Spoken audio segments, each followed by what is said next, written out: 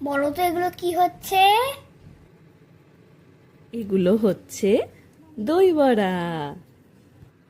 তোমরা সবাই দেখো যে দিদা কত সুন্দর দই বড়া বানাচ্ছে।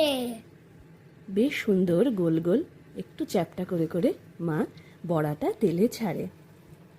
দিদা বড়াগুলো উল্টে দিয়েছে, কি সুন্দর।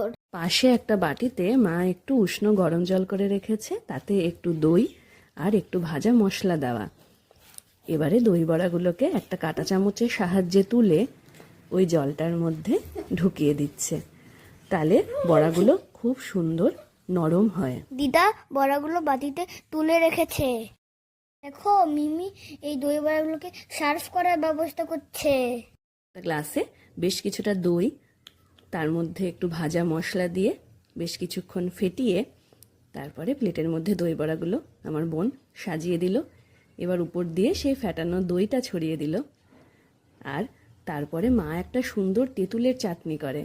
সেই তেঁতুলের চাটনিটা এই ভাজা মশলা ছড়ানো হলো, তারপর সেই তেঁতুলের চাটনিটা এবারে দিয়ে দিচ্ছে। তেঁতুলের চাটনিটা দেওয়াতে দই বড়ার স্বাদ অনেক গুণ বেড়ে যায়, দারুণ লাগে। আর দেখো দেখতেও কত সুন্দর লাগছে। আর উপর দিয়ে ছড়িয়ে দেওয়া হলো সেউ ভাজা। অসাধারণ লাগছে দেখতে। দেখতে যেমন লোভনীয়, খেতেও কিন্তু দারুণ।